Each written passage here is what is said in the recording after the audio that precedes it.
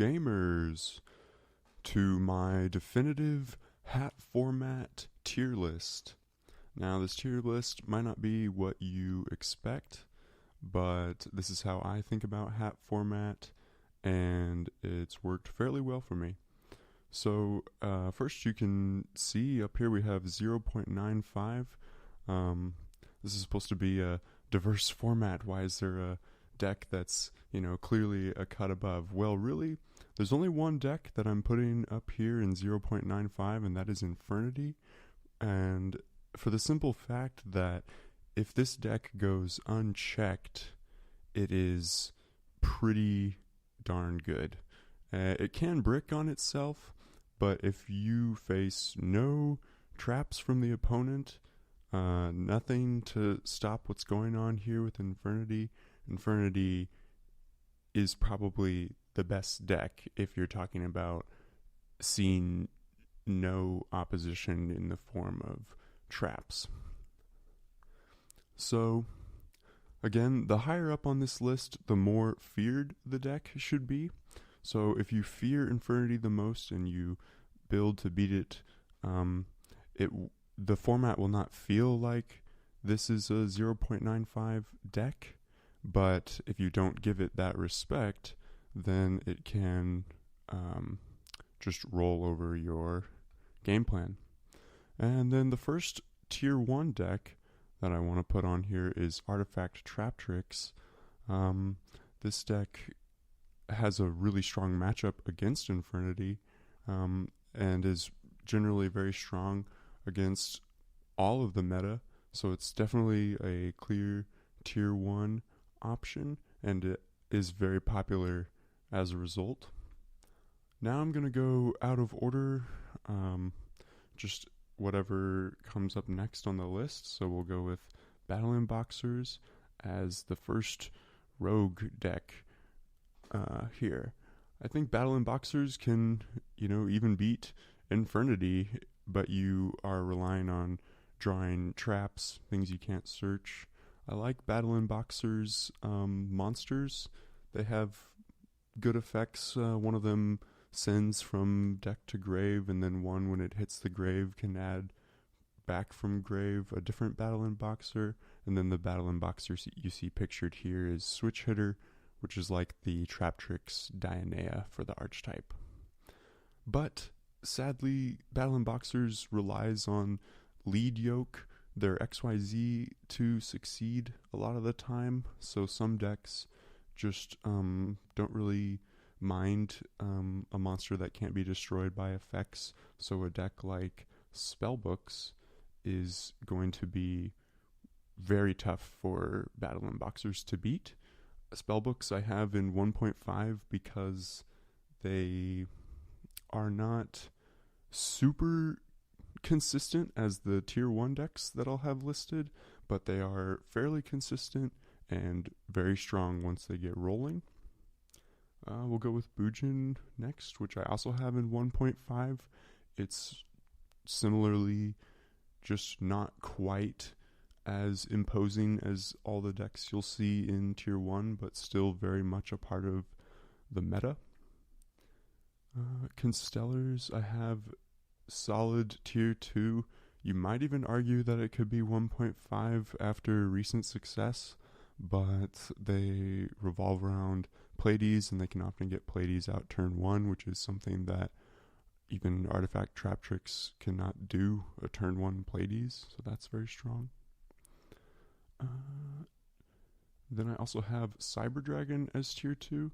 This deck is kind of being slept on right now, I think, but it has explosive rank 5 plays, and it has Cyber Dragon, which is just really nice against anything machine oriented. So we'll go ahead and put Geargia up here because that is definitely a deck that you'll see a lot. So Cyber Dragon has a nice matchup against Geargia because of Chimera Tech Dragon, of course. Geargia, clear tier 1, kind of like the main enemy of Artifact Trap Tricks. These two decks, it might not be a 50-50 between their win rate, but it's probably pretty darn close. Um, the Gigia trap being, just a one card XYZ is obviously very strong, but this deck does have what I would believe most would describe as a difficult Infernity matchup, but of course can still succeed against them. We'll go Dark World next. I have Dark World in tier 3. It's just a little bit above Rogue for me in my mind because it's a deck that can really surprise people, and a lot of the traps that you think of as good, like Breakthrough Skill is a very popular trap because it hits artifact trap tricks. And then something like Pleiades, it's great. Breakthrough Skill is great against Pleiades, but a card like Breakthrough Skill is not really going to do a whole lot against a deck like Dark Worlds if you are building Dark Worlds the way I think it should be built. So it's an interesting choice. And then we've got Evil Swarm, which I have in tier 2. Evil Swarm, kind of relying on your opponent needing to special summon level 5 or higher, so it can be strong against spellbooks. It can be good against artifacts even. Just gets tricky when rank 4 plays are possible, and then they could just one away your Ophion. But Evil Swarm, definitely an option out there. I have Fire Fist here. In tier 3, this is mostly for pure Fire Fist. I mean, even Fire Fist Trap Tricks decks probably could be pinned on tier 3. The other thing about this list is that if you think of just pure artifacts or pure trap tricks as like engines that you can splash into other engines, that might bump up the ranking of the deck once they're being combined.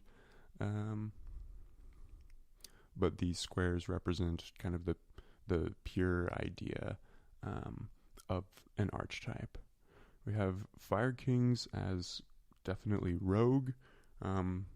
Hasn't really seen any success. I haven't seen many people even try to play this deck, but I've been messing around with this deck for a while, and I think it's definitely something you can play. It has a great Gigia matchup. Just being able to destroy all the monsters on the field is pretty good. With Garunix, I'm going to skip over the Fire Hand right now and go with the Mobius, which is just representative of Monarchs in general. It's clearly a rogue deck. Frogs, even the Frog, this could represent the Frog OTK deck as well, even if you don't play Mega Mobius. But kind of any Frog deck, any Frog Monarch deck, any pure Monarch deck is playable, but it's going to be very much rogue and an uphill battle against many of the higher decks on this list. Got Gadgets at tier 3 actually. Rank 4 is very strong. I don't have any rank up pictures here, but Gadget's probably the best way to play rank up cards if you want to play those cards. Even without the rank up cards, Gadget's very good rank 4 deck, and always hilarious to soul charge back cards that will then let you search the deck. I have Gishkis at Rogue, and Gishki Beast to represent not only Gishkis with the rituals, but also Gishkis, the rank 4 build that I've seen be played.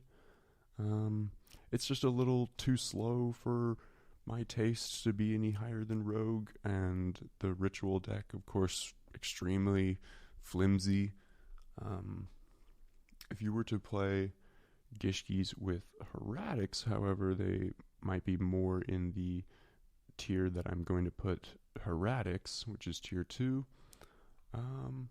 Heretics, I haven't played a whole lot myself, but I've seen other people play it, and it is a deck that can just slam down a bunch of monsters and attack you for game, even through Max C if there isn't anything beyond Maxi to stop an OTK.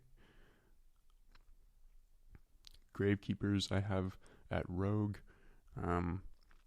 Necro Valley, as good as it seems to be against a Soul Charge format, just relying on the Gravekeeper monsters and even the Gravekeeper trap needing a face-up Gravekeeper and Necro Valley. It's just a lot of setup, so you get into a lot of grind games, and anything can happen in a grind game. Inzectors I actually have as tier 3. Inzectors have interesting builds that you can definitely check out on the Discord, but they are definitely an interesting deck, and with Soul Charge they just become more able to recycle Dragonfly, even though Dragonfly and Hornet are at 1, of course. Alright, I'm going to drag these down here now. And then Kwakimaru I have at tier 2. Definitely a solid option. You got Diamond Core making your guys unable to be destroyed, which is helpful since Bottomless Trap Hole is very popular. This is a pretty good deck. Not sure what more to really say about it. I mean, Jeff Jones played this deck at Nationals, so there must be some good to it if he thought it was the best option for that event. I have Lavels at tier 3. Rekindling at 1 definitely hurts this deck, but Lakeside Lady being able to pop any set, including set monsters, can be really annoying for your opponent. I don't think other people have explored this deck too terribly much. I've been messing around with a pure list recently, but you can also play the artifacts with these cards quite nicely and make synchros. And we've got Lightsworn at tier 2. This deck was completely overhyped during the actual time of hat format, but the Lightsworn Ruler builds can definitely still be annoying for people. I think they have a favorable matchup against Girgia, assuming that they don't open a bunch of really strong traps like Warning or Bottomless. Madolche I actually have at tier 1. I think Madolche is definitely one of the stronger options. It struggles with the pure artifact trap tricks a little bit if they open like Ignition and double Cyclone to really mess up your spells and traps, but this deck main decks hand traps, which is of course very strong against Infernity, and Tiramisu not targeting is great for a lot of matchups, namely Mermail, who I also have in tier 1, making Leo of course, and then Madolche can answer Leo quite nicely. But Mermail is definitely a tier 1 option. It is fairly consistent. It can brick, of course. You can draw the controllers, and that's why people, including myself, tend to play more than 40 cards when they play Mermail. But Mermail can just be a lot faster than the decks below it on this list, and can out things easily with having marksman and infantry at their disposal, and Undyne being pretty much the utility of all utility in this format. I mean, it can do so many things for you. It is a very good deck. Move on to Mythic Rulers, who I have in 1.5. The reason it's not at 1, I guess, would just be because it relies more heavily on Soul Charge than any of the other decks. Well, Infernity definitely wants to see Soul Charge, but Mythic Rulers, very strong, probably the best deck to play Skill Drain, so that's always great. Scraps I'm going to have to put in Rogue. just combo flimsy, but definitely still a deck. I have Shooting Quasar here. I meant to put Beals down here, so Shooting Quasar will have to substitute as both pure synchro decks and decks that can make Beals, like Zombie Chaos or Chaos Sworn. Beals decks should be down here as well, but those are both very combo driven decks that I wouldn't say they instantly die to Maxi, but Maxi is definitely going to hurt them quite a lot. Although they can, if your opponent doesn't have Maxi, didn't go first and have a bunch of traps set, then getting out Quasar or getting out Beals turn one can be something that a lot of decks just have no answer for unless they just hard draw Compulse or something like that. Six Samurai I actually have at tier 3. It's just a cut above Rogue because, well, one, it's able to OTK out of nowhere sometimes, and then you also have access to Shein, which is a pretty annoying card. Breakthrough Skill kind of, eliminates Shein's able to really dominate a game, but they don't always have Breakthrough Skill, and Six Samurai can just be a surprising matchup for a lot of decks, especially something like Sylvan, which is the last 1.5 deck that I have here. Sylvan, combo oriented, can feel like you bricked, but in the hands of a player who is familiar with Sylvan and all the Sylvan effects, this deck is definitely up there as one of the best decks in the format. It is very fast. It can abuse Soul Charge, probably only second best to Infernity in like a turn one early game situation. And overall, their monsters are just very big, and you often have rank 8s and rank 7s out there, and those cards are obviously very strong. Probably my favorite deck in the format. I have Spirits at tier 2. I believe it's solid tier 2. I know other people might not think it's this good, but at its core, it's a rank 4 deck, and rank 4s are very strong. And I believe it's, stronger than all the decks below it here because you don't need too many cards to make plays, so you can dedicate a lot of your deck to playing traps, and traps are of course very good. Can be very good in this format. Worms I have at tier 3. Just a little too reliant on comboing with like the trap and having a worm to get something really going.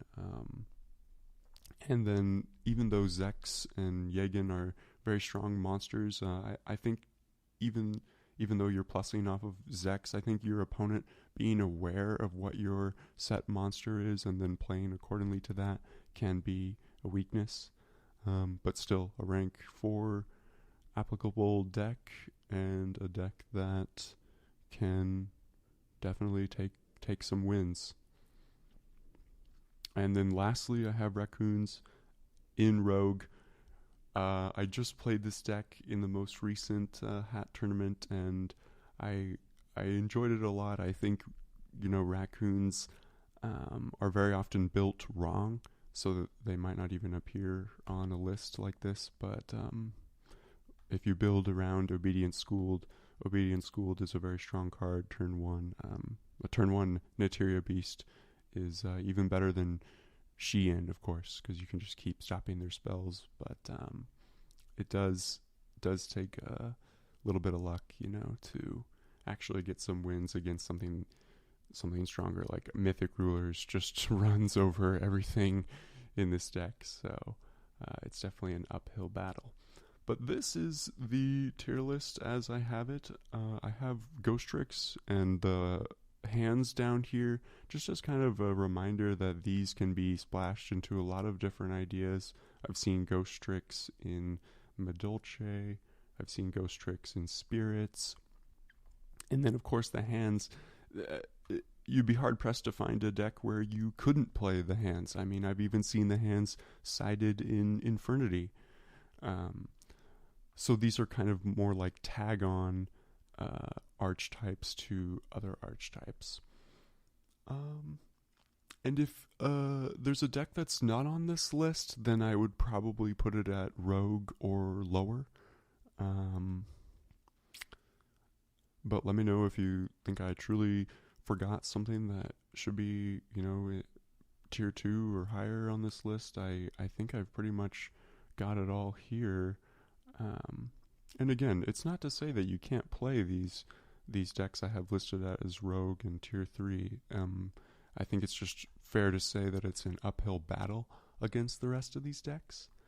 But, anybody can get lucky draws, or any deck can have a collection of draws that is able to beat any deck up here.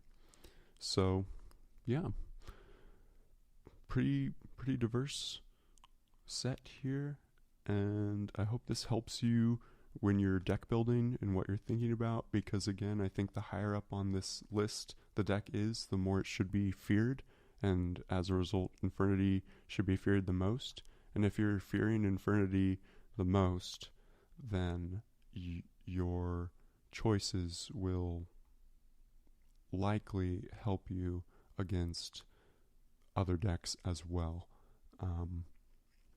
Assuming, you have a solid side game plan for, taking out something like Max C against Artifact Trap Tricks, because Max C isn't going to be as good against them, or obviously Bujin or Spellbooks.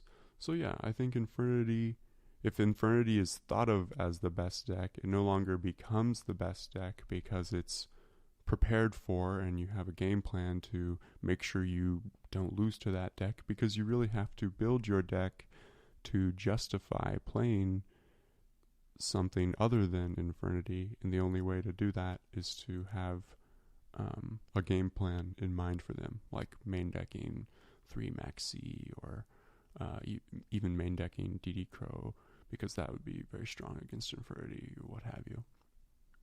So yeah, thanks for watching. Let me know what you think, and I'll see you in the next one. Take care.